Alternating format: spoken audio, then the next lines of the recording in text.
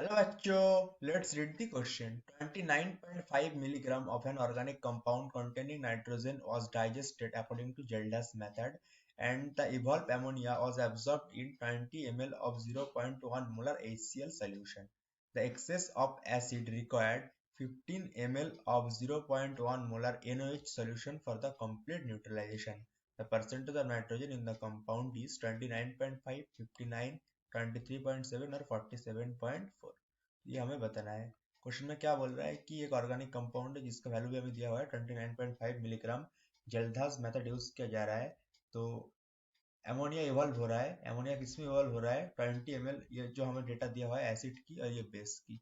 यहाँ पे neutralisation process occur हो रहा है, तो हम यहाँ पे डेटा पहले मिली मोल का फाइंड करना पड़ेगा।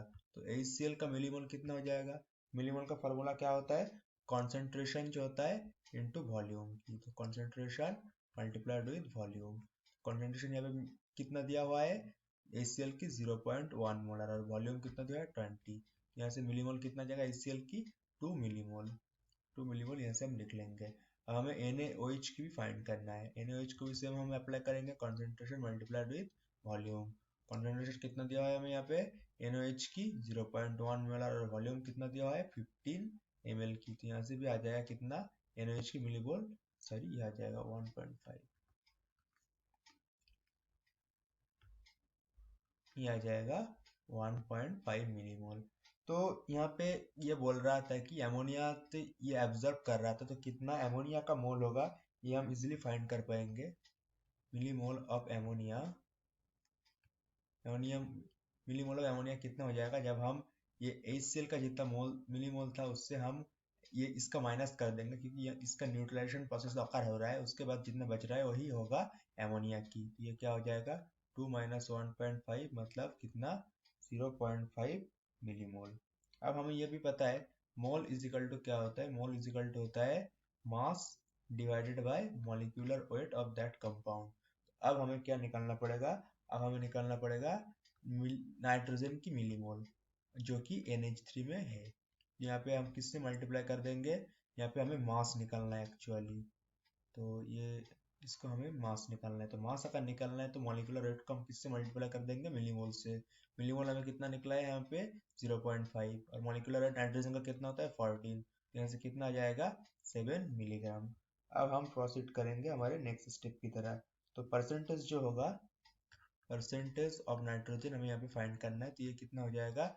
ये हो जाएगा, ये जो हमें कंपाउंड दिख रहा था मिली, यहाँ से हमने जो गिवन मास जो निकाला, mass of nitrogen in NH3, और इसको हम डिवाइड कर देंगे किससे? सर इसको हम ठीक से लिख लेते हैं एक बार, कंफ्यूजन ना हो कोई।